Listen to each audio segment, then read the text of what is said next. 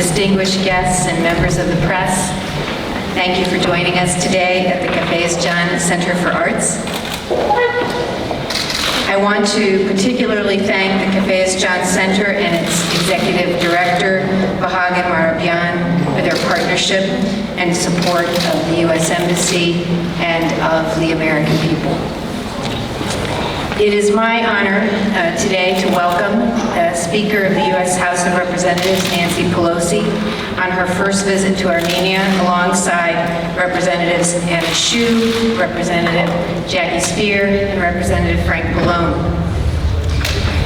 Throughout Speaker Pelosi's distinguished service representing California's 12th Congressional District for 35 years, she has been and is a powerful voice for human rights around the world.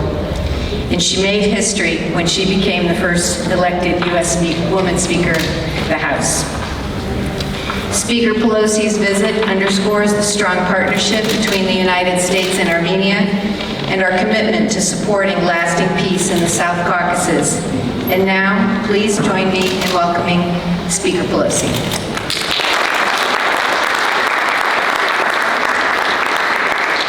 Thank you very much, Madam Ambassador. Thank you for your kind introduction. More importantly, thank you for your outstanding leadership representing the American people and our American values here in Armenia. We wish you the very best in your next post, where you can finally go that far. But thank you for your ongoing service, a lifetime of commitment to democracy and American values.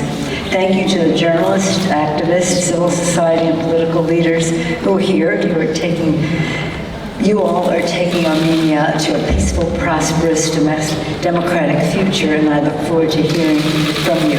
Our colleagues, Congressman, Mr. Chairman Frank Pallone, Congresswoman Madam Chair Anna Eshoo, Congresswoman Madam Chair Jackie Spear, and I came here to listen and to learn, to hear from you at every level of government and community involvement. It's a great honor as first Speaker of the House, highest-ranking American official, to visit Armenia, to be standing here before you between the flags of our two countries. With great pride in front of our American flag and with great partnership with the Armenian flag. It is interesting also to be standing in front of this great presentation. I told Hagen when we were coming in that I believe it's appropriate that we are here at the Cafesjian Center for the Arts to have this discussion because, as my colleagues can tell you, I'm always saying the arts will bring us together. A time when we forget our differences, we share the glory of the history of our countries. If it's within a country, the artists and others, maybe even journalists at that time, at the final painting there, here winning the war against the Persians for the democratic, for the Christian country that Armenia has been, and then going way back in history, I should have started over here, to the start of the alphabet. Again, a work of art, a facilitator of writing and the arts. But when we enjoy the arts, as we have coming in here, not completely because we haven't seen the whole museum, but it takes you to another, it inspires you, it makes you laugh, makes you cry, and you forget your differences around the arts. Thank you, Mr. Vahagan, for your hospitality here today. It's a particular joy to be here as we are on the verge of Armenia Independence Day, September 21st. You know that date better than any of us. And on behalf of the United States Congress, I'm pleased I want you to accept our congratulations on this special day. It is, we say that with great pride because for us it's almost like a family visit. So blessed are all of us in our districts by so many Armenian Americans. They with great pride, are patriotic Americans, very, very proud of their Armenian heritage, and they make that very clear to us. And we follow Armenian challenges through their eyes, and we're very proud to finally be able to pass the resolution observing the Armenian genocide, because we at last had a president who would sign it. Joe Biden has been a friend of Armenia. We're proud that he signed the bill with an inspiration for its passage, but also that he invited the Prime Minister of Armenia to the Democracy Summit, which was a very coveted invitation. I want you to know that. And so we're here committed, just to say America is committed to Armenia's security, Armenia's democracy, and we stand with Armenia at a difficult time. It's a difficult time in the world. We're in the midst of a battle between democracy and autocracy. Armenia is a place where we can see those contrasts come into play. Again, we come at a time, well, we didn't plan the trip around what happened last week.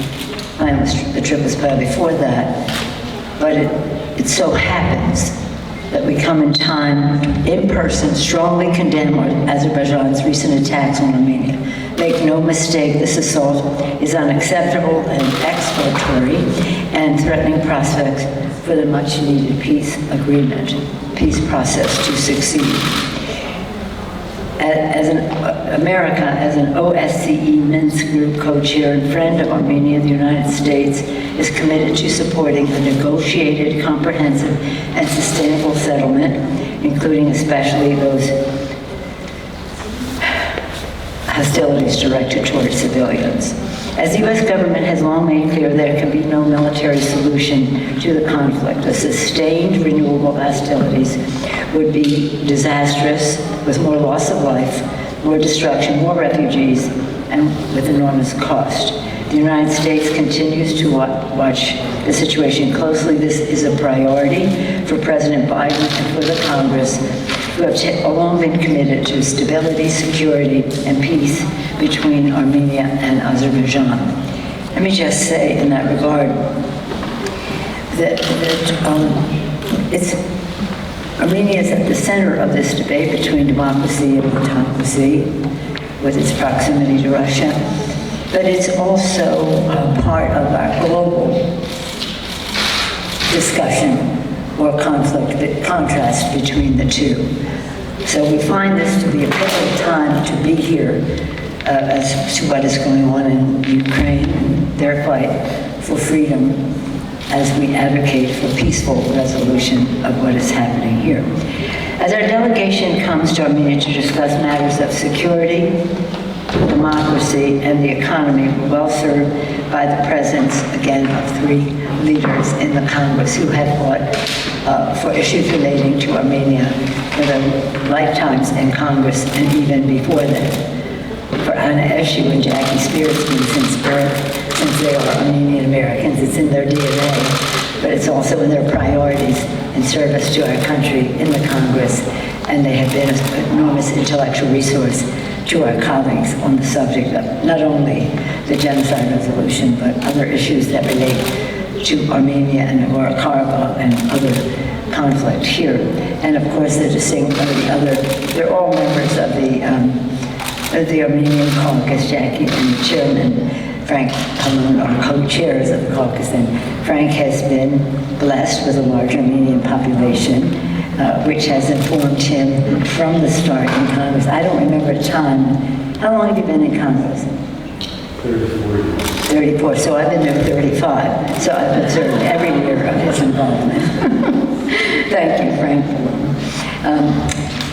Okay, and then we go on to actually what we saw today. It was very emotional, especially we came holding our heads up high because we could come at a time when we had passed and the president signed the Armenian genocide resolution. For a long time we've been talking about it, advocating for it in our communities, in the Congress. Now it was done. And just stand there and hold the flame and thinking of 1.5 million people, their families. Some of them, ancestors of so many Armenian Americans too, that we keep hearing the story of that painful time. We saw at the memorial, it was very moving, what we saw at the museum. It was beautiful. It was beautiful. Well, we laid the wreath before that, and that was a cheerful occasion for all of us. But then in the museum, we saw the names of communities that had been under assault. We learned the horrific truths at the Museum Institute. And then as we left, we walked as we had done, coming in among the trees. It was a source of honor to us, pride to us, that the first tree was an American tree anyway. I think it's the first one. The first American tree was planted by Senator Bob Joel. We were very proud of him and of that, but many other trees by delegation since then. And Frank and Anna and Jackie, Congress people have been here before, have seen these trees grow quite rapidly. That's what they do. Let me quote the words of John Paul II, who prayed before the memorial 20 years ago, shortly before he died. He said, "Listen, O Lord, look upon the people of this land. Wipe away every tear from their eyes and grant them that their agony in the 21st century will yield a harvest of life that endures forever. We implore the healing of still open wounds." We implore the healing of still open wounds. How beautiful. To heal those still open wounds, the world must acknowledge that the crime for which it was, genocide. According to 1948 UN Genocide Convention, genocide means acts committed with intent to destroy in whole or part a national, ethnical, racial, and religious group. We must work to ensure that the truth of the genocide is never covered up, and we must work to ensure that such atrocities do not happen again. We must not never forget. That is why in the 2019 House Resolution 290, offered by the chair of our Intelligence Committee, Adam Schiff, and co-sponsored by all of us, Congress committed not only to commemorating the Armenian genocide through official recognition and remembrance, but also fighting efforts to erase the history, as we reject efforts to enlist, engage, and otherwise associate the United States government with denial of the Armenian genocide or any other genocide. That we encourage education and public understanding of the facts of the Armenian genocide, including the relevance of the Armenian genocide to modern-day crimes against humanity.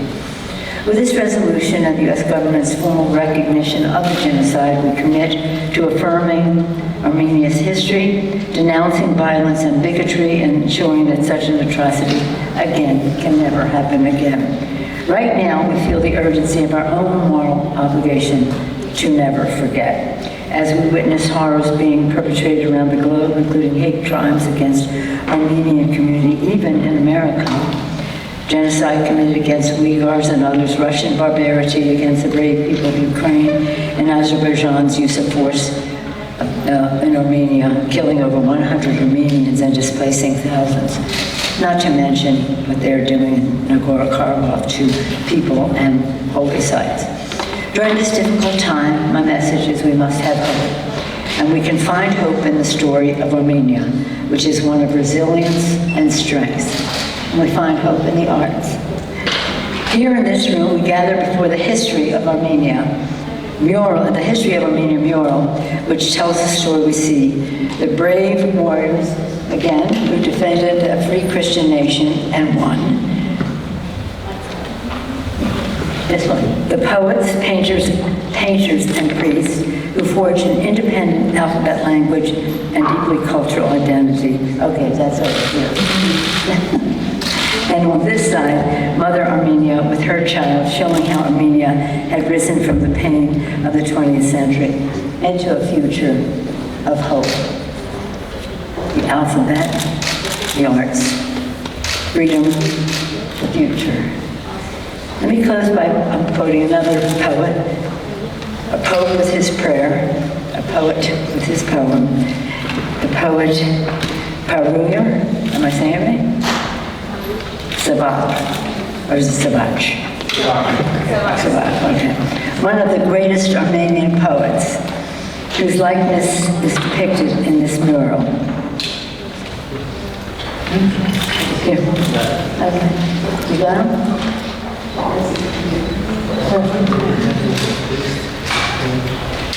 Is he the one with the veil? Right behind the priest in the white. Oh, behind the priest. Oh, I see. Okay.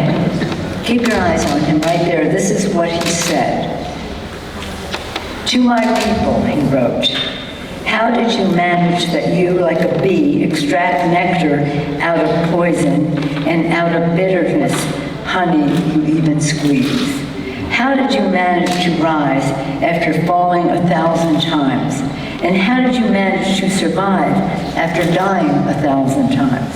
What miracle made you not to be extinguished as others before had done? The flame never went off, but through long centuries kept on burning. Thank you for this great honor of visiting your beautiful country and seeing how hopeful flame of Armenia burns so brightly. Let us take heed from what His Holiness said and what the great poet Savach portrayed here in this painting has told us in poetry. And as I said, sometimes the arts just have a way of reaching our hearts, as he did with this beautiful poem. God bless Armenia, God bless America, God bless all of you. And now I believe that we're going to have some discussion among us so I can learn from you. I always learn more when I'm listening. Thank you so much for the opportunity.